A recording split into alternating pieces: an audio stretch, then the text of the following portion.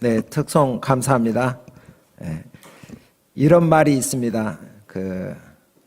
오른손은 달이고 왼손은 일이다. 이렇게 이제 이야기. 한번 오른손 한번 펴보세요. 예, 예, 몇 월이죠? 예, 5월입니다. 왼손 펴보세요. 예, 몇 일이죠? 5월 5일입니다. 오늘입니다. 그래서 이제 홍다니엘 목사님의 딸 이제 예나가 초등학교 6학년인데 마지막 어린이날이죠. 그래서 이렇게 두 손을 펴고 아빠 이번에 어린이날에 나에게 무슨 선물 해주실 거예요? 이렇게 하는 날이 바로 오늘입니다. 네. 오늘 말씀에 보면 예수님의 딸 또 야이로의 딸 이야기가 나오거든요. 여러분은 하늘 아버지께 오늘 어린이날인데 어떤 것을 선물로 요청하시겠습니까? 예, 뭘 받고 싶습니까?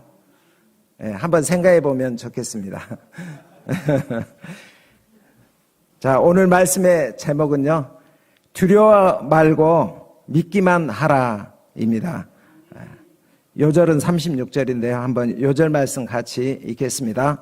시작. 예수께서 그 하는 말을 곁에서 들으시고 회당장에게 이르시되 두려워하지 말고 믿기만 하라 하시고 기도하겠습니다. 하나님 아버지, 이 시간 준비된 말씀이 성령으로 담대히 증거되기를 기도합니다.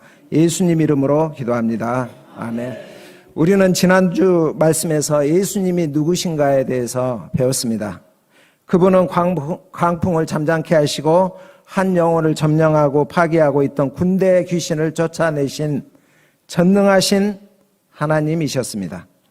또한 그분은 한 영혼을 불쌍히 여기시고 도우시고 온전케 하셔서 대갈보니아 사명인으로 세우시고 보내셨습니다. 한 영혼을 너무나 사랑하여 돼지떼 2,000마리를 기꺼이 희생하시는 그런 분이셨습니다. 그는 하나님 나라를 한 영혼의 마음에 심으셔서 세상으로 퍼져나갈 하나님 나라 비전을 보셨습니다. 자, 오늘 말씀은 예수님의 능력이 우리 삶 속에서 어떻게 나타나는가 알려주는 내용입니다. 예수님의 함께하심, 임마누엘의 은혜가 우리의 믿음과 만나면 그 가운데 어떻게 하나님 나라가 구현이 되는가를 우리가 배우기를 기도합니다.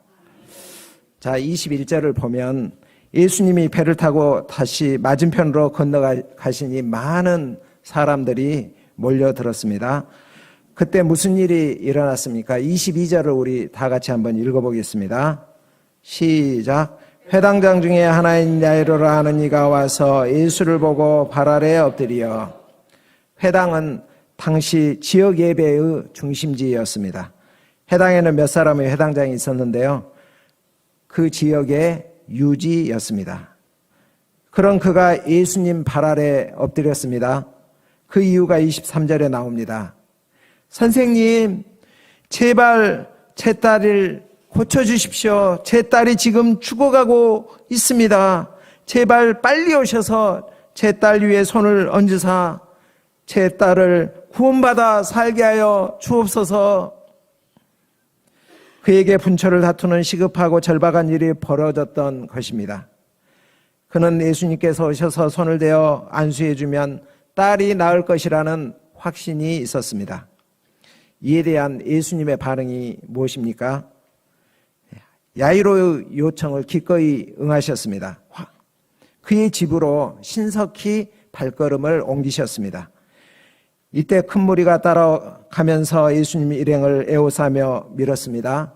거기에는 아마 지역 유지로 명성이 자자했던 야이로를 따라왔던 사람들, 그리고 예수님이 어떻게 할지 관심을 가졌던 사람들, 그리고 사람들이 많이 모여있으니 무슨 일이 있나 하며 호기심에 이렇게 몰려든 사람들로 북새통을 이루었습니다. 예수님 일행이 발걸음을 재촉하던 그런 찰나 무슨 일이 벌어졌습니까? 멈춤의 사건이 일어났습니다. 왜 일어납니까? 한 여인 때문입니다. 그 여인은 12해 동안 혈류증을 앓던 여인이었습니다. 이 혈류증은 피를 흘리는 병인데 당시에는 부정한 사람으로 취급을 받았습니다. 그녀는 정상적인 사회생활도 하지 못하고 신앙생활도 제대로 하지 못했을 것입니다. 그녀와 접촉하는 모든 사람이 다 부정해지기 때문입니다. 그녀는 그동안 어찌하든지 병을 나아보고자 명의란 명의는 다 찾아가 많은 비용을 들여서 치료를 했습니다. 그러나 아무 효험도 없었고 고통만 당하고 돈만 허비하였고 오히려 병은 더 중하여졌습니다. 그녀의 육체적 정신적 고통이 어떠하였겠습니까? 치과 의사인 제가 괜히 미안해지기도 하고 정말 안타깝습니다. 엉클어진 실타래와 같이 꼬여진 그녀의 인생을 어떻게 풀어야 할지 참 막막합니다. 그런데 그녀의 이런 모습은 우리 인간의 태생적 한계를 보여준다고 할 수가 있습니다. 자, 이런 그녀에게 드디어 기회가 찾아왔습니다. 27절을 우리 다 같이 한번 읽겠습니다. 시작. 예수의 소문을 듣고 무리 가운데 끼어 뒤로 와서 그의 옷에 손을 대니 그녀는 예수의 소문을 들었고 그분께 삶의 마지막 희망을 걸었습니다. 그녀의 희망은 주관적 상상이 아닌 살아계신 예수님이십니다. 그런데 그녀는 그 희망과는 어울리지 않게 사람 가운데 끼어 예수님의 뒤로 왔습니다. 예수님의 손이 아닌 옷에 손을 대었습니다. 그녀의 희망은 대단히 컸는데 그녀의 행동은 대단히 작습니다. 회당장은 예수님 앞에 당당하게 나와서 요청을 했는데 그녀는 뒤로 와서 소극적으로 요청을 합니다. 그도 그럴 것이 그녀는 부정한 여인이기 때문입니다. 그렇다고 해서 그녀의 믿음이 결코 작은 것이 아닙니다. 28절을 우리 다 같이 한번 읽어보겠습니다. 시작. 이는 내가 그의 옷에만 손을 대어도 구원을 받으리라 생각함이라.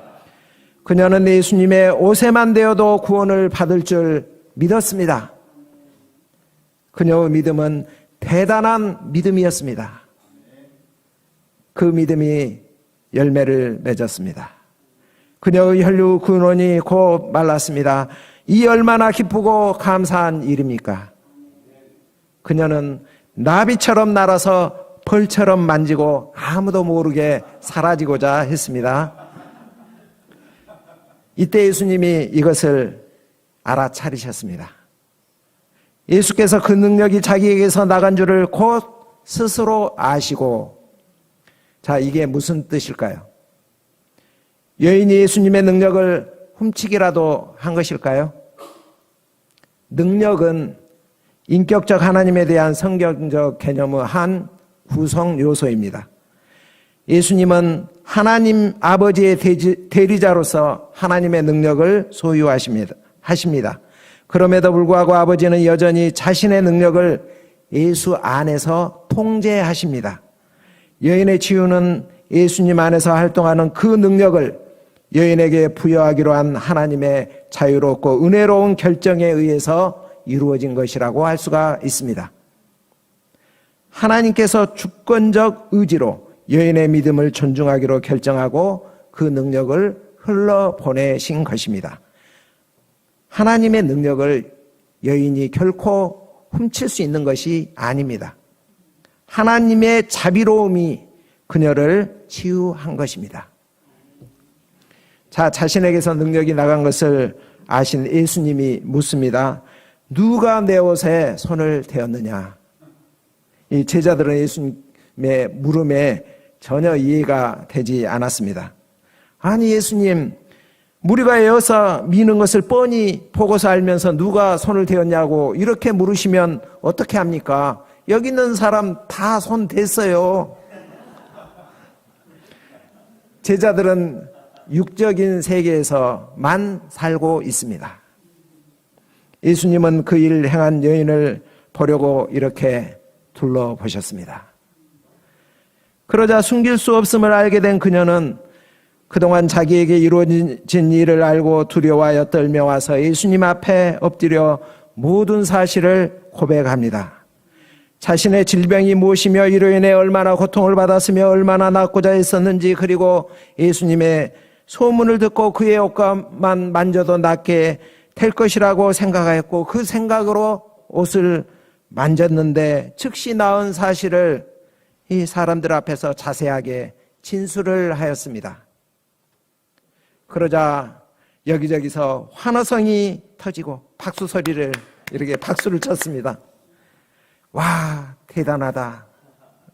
병 나은 거 축하해요.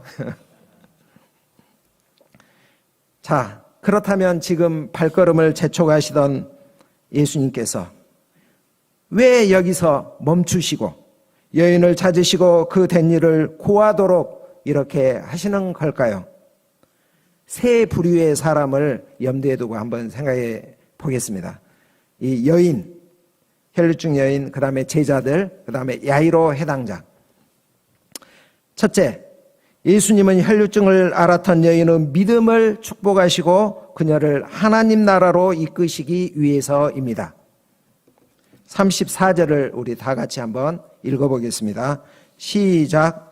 예수께서 이르시되 딸아 내 믿음이 너를 구원하였으니 평안히 가라. 내 병에서 놓여 건강할지어라. 딸아, 예수님은 그녀를 사랑하는 자신의 딸로 영접해 주셨습니다. 영적인 한 가족이 되었음을 선언하십니다. 가족에게는 하나님 나라의 비밀을 공유하십니다. 그리고 그녀가 구원받은 이유를 알려줍니다. 내 믿음이 너를 구원하였으니. 이 말은 네가 내 옷을 잡아서 구원받은 것이 아니라 네가 믿음을 잡았기 때문에 구원받은 것이다. 이것을 알려주는 것입니다. 예수님은 하나님 나라에 들어가는 영적인 비밀, 믿음의 원리를 알려주고 있습니다. 평안히 가라. 이 말은 다른 말로 샬롬, 안식을 말하죠. 예수님 안에서 하나님 나라의 참된 안식을 누리게 되었음을 선언하고 있습니다. 내 병에서 놓여 건강할지어다. 예수님은 그녀가 영육간에 강건해지도록 축복하고 계십니다. 요한복음 10장 10절에서 예수님께서 이 땅에 오신 목적을 이렇게 말합니다. 내가 온 것은 양으로 생명을 얻게 하고 더 풍성히 얻게 하려 함이라. 예수님은 지금도 얼마든지 주님의 능력을 체험할 수 있는 길을 열어놓고 계십니다. 어떤 매뉴얼을 정해놓고 너희들은 이 방법으로만 나와야 해, 이렇게 하지 않으십니다. 마가복음 2장에 보면 중풍병자 친구들이 지붕을 뚫고 예수님께 나왔습니다. 야이로처럼 앞으로 나와서 무릎을 꿇고 예수님께 간구해도 됩니다. 본문의 여인처럼 뒤로 와서 예수님의 옷에만 손을 대어도 됩니다. 뒤에 나오겠지만 소경 바디메오처럼 큰 소리로 주 예수여 나를 불쌍히 여기소서, 이렇게 큰 소리 쳐도 됩니다. 예수님과 접촉을 시도하는 루트는 다 다양하지만 예수님은 각자의 방법을 다 이해하시고 받아주시고 축복해 주십니다. 이들의 방법은 다 다양했지만 공통점은 믿음으로 나왔다는 것입니다. 그들의 생각과 행동이 예수님께 맞추어져 있습니다. 긍정적 생각, 믿음의 생각을 가졌습니다. 이것을 창조적 상상력이라고 합니다. 또한 그 생각이 믿음으로, 행위로, 행동으로 나타났습니다. 우리도 마찬가지입니다. 현 상황이 어렵고 내가 예수님께 나아갈 방법이 제한적일지라도 슬퍼하거나 절망할 필요가 없습니다. 어떤 모양으로든지 믿음으로 예수님께 나오면 됩니다. 예수님은 믿음만 봅니다. 둘째, 예수님은 제자들에게 참된 믿음이 무엇인가를 가르쳐 주기를 원하십니다. 며칠 전 제자들이 예수님께서 건너편으로 건너가자 이렇게 말씀하셨음에도 불구하고 그들은 광풍이 일자 어땠습니까? 두려움에 휩싸여서 예수님을 깨우며 선생님, 우리가 죽게 된 것을 돌아보지 아니하시나이까 하면서 불신앙의 말을 했습니다. 그때 예수님께서 어찌하여 무서워하느냐?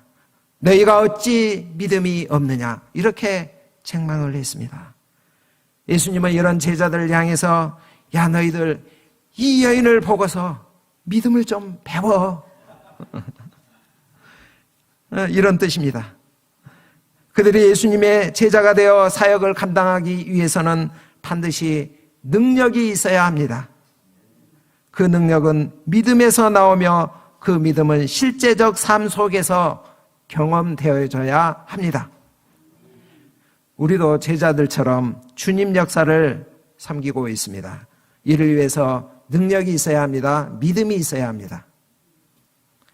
셋째, 야이로 해당장의 믿음을 강화시키기 위해서입니다. 야이로는 이 여인에게서 일어난 일을 보면서 속으로 어떤 생각을 했겠습니까? 예수님이 어떤 분이고 어떤 능력을 가졌는지 눈으로 직접 확인을 했고 그는 속으로 혈류증 여인을 즉시 낫게 하신 예수님의 능력이 우리의 딸도 낫게 할 수 있겠구나.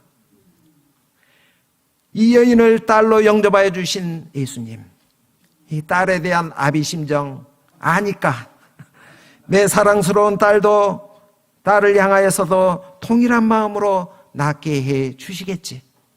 그런 예수님에 대한 기대와 희망이 있었을 것입니다. 자, 이런 와중에 어떤 소식이 전달이 되었습니까? 35절을 보면 야이로 집에서 사람들이 와서 이 안타까운 소식을 전했습니다. 당신의 딸이 죽었나이다. 어찌하여 선생을 더 괴롭게 하나이까? 야이로 딸이 죽었으니 더 이상 예수님을 괴롭게 하지 말라고 합니다.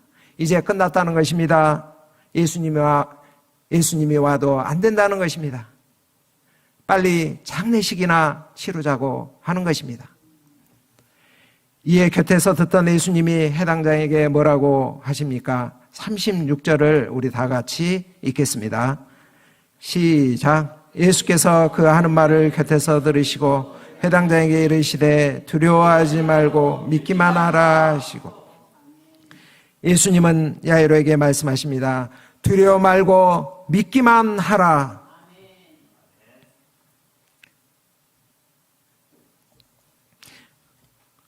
Don't be afraid, just believe. 예수님은 야이로가 두려움 생각 불신의 나락으로 떨어지고 있는 것을 보셨습니다. 그리고 함께 두려움과 싸워 주십니다. 두려워하지 말라. 그리고 믿음을 붙들라 하십니다. 믿기만 하라. 지금 그에게 필요한 것은 믿음입니다. 사단 마귀는 언제든지 우리를 절망의 가위로 예수님과 관계성을 끊어버리고자 합니다.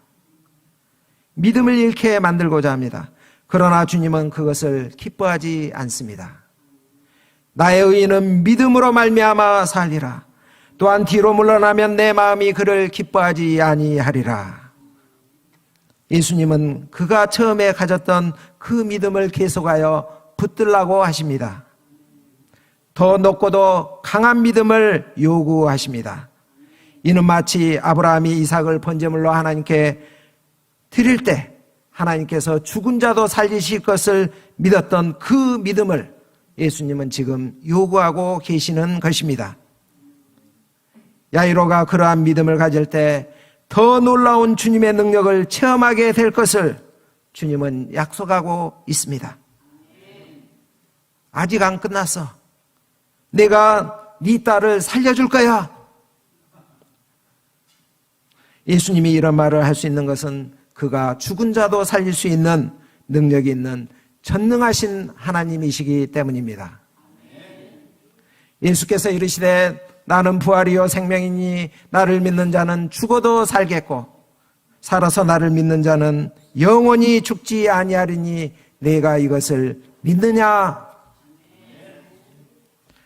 오늘날에도 많은 사람들이 힘든 문제를 만나면 너무나 쉽게 절망을 합니다. 이제 내 인생은 쫑났어. 망했어. 난 소망이 없어. 자꾸만 부정적인 생각을 합니다. 그리고 죽겠네 하는 말을 입에 달고 삽니다. 그러나 예수님은 아니야. 내가 도와줄게. 믿음만 가지면 돼. 이렇게 말씀하십니다. 우리는 어떤 상황 가운데서도 부정적인 생각, 부정적인 말을 하지 말고 두려워하지 말고 믿기만 하라. 이렇게 외쳐야 합니다. 주님의 약속을 붙들어야 합니다. 기도하면서 주님의 음성을 듣고 그분을 따라가야 합니다. 자, 우리 다 함께 두려워 말고 믿기만 하라 한번 외쳐보겠습니다. 시작. 두려워하지 말고 믿기만 하라. 우리도 야이로처럼 처음 출발은 이 믿음을 가지고 주님께 나아가 이렇게 기도를 합니다. 일이 잘 진척이 되면 예수님께서 내 기도를 들어주시는 것처럼 이렇게 확신을 갖습니다. 그러다가 갑자기 일이 꼬이고 멈추어 서는 것을 보게 됩니다. 그러면 뭐가 잘못됐나? 내 기도가 약해서 그러나 그 일을 해결하기 위해서 더 애쓰고 더 간절히 기도하지만 오히려 상황은 더 악화될 때가 있습니다. 그럴 때 우리는 어떻게 생각을 해야 합니까? 만약 그것이 하나님의 뜻이요 주님의 뜻이라면, 그것이 확실하다면 본문에 나온 것처럼 주님이 의도하신 바가 분명히 있을 거야. 더 큰 믿음의 세계로 나를 초대하고 있는 거야. 내가 미처 생각지 못한 크고 비밀한 일을 준비하고 있을 것이라는 그런 생각을 해야 합니다. 그런 가운데 우리가 해야 할 일은 여전히 믿음 위에 서서 인내하는 것입니다. 예수님 일행이 마침내 야이로 집에 도착하니 아니나 다를까 초상집 분위기였습니다. 사람들이 울며 심히 통곡하고 있었습니다. 사람들은 이것이 야이로를 위로하고 돕는 방법이라고 생각했습니다. 그러나 예수님은 어떻게 하십니까? 너희가 어찌하여 우느냐? 이 아이가 죽은 것이 아니라 잠다. 예수님은 야이로 딸이 죽은 것이 아니라 잠다고 하십니다. 부활이요 생명이신 예수님에게는 죽음도 잠에 불과합니다. 그러나 사람들은 비웃습니다. 이렇게 믿음의 역사가 있으면 동시에 경멸하는 사람들도 있음을 알 수가 있습니다. 예수님은 야이로 부부와 베드로, 야고보, 요한이 이렇게 5명의 사람만을 데리고 아이 있는 곳으로 들어가셨습니다. 그리고 아이의 손을 잡고 말씀하십니다. 달리다 쿰, 소녀야 일어나라. 그러자 어떤 일이 생깁니까? 소녀가 즉시 일어나서 걸었습니다. 와, 죽은 야이로 딸이 살아났습니다. 야이로 딸은 기절한 것이 아닙니다. 분명히 죽었는데 예수님께서 달리다굼 말씀하시자 떠났던 영혼이 돌아오고 다시 숨을 쉬기 시작하고 살아난 것입니다. 여기 혹시 잠자고 계신 분 있습니까? 영혼이 혹시 잠자고 계신 분 있으면 달리다굼 이렇게 우리 한번 달리다굼 자기 이름 넣어서 이 아브라함아 일어나라 이렇게 이제 한번 해보죠. 달리다굼 자기 이름 넣고 일어나라 한번 해보겠습니다. 시작. 달리다굼 아브라함아 일어나라. 감사합니다. 이를 본 5사람은 일어난 일을 보고 너무나 놀라서 말문이 막히고 정신이 나갈 지경이었습니다. 이 마가복음은 놀라는 일의 연속입니다. 예수께서 죽은 소녀까지 살리시다니 이 얼마나 놀랐겠습니까? 예수님은 이 일을 아무도 알지 못하게 하라고 이렇게 신신당부를 합니다. 그리고 아이에게 실제적 필요인 먹을 것을 이렇게 달라고 주도록 이렇게 하였습니다. 자, 여기서 우리가 한 가지 의문이 듭니다. 아까 혈중 여인 낫게 하시고 나서 여인을 찾아가지고 그 여인에게 된 일을 낱낱이 이렇게 사람들 앞에서, 무리들 앞에서 고하도록 이렇게 하셨습니다. 그런데 더 놀라운 사건이, 이 사건은 예수님께서 사람들 앞에 나타내지 말고 이렇게 숨기도록 이렇게 하십니다. 왜 이렇게 하셨을까요? 네. 우리는 마가복음 4장에서 하나님 나라 비유의 말씀을 배웠습니다. 거기에서 내인에게는, 내인이라고 그랬죠.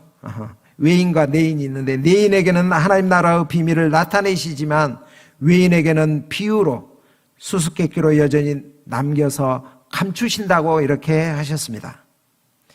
예수님에 대해 경멸적 비웃음으로 대했던 외인에게는 하나님 나라의 비밀이 닫히면서 동시에 아이가 살아난 사실이 그들을 심판하고 정죄할 것입니다.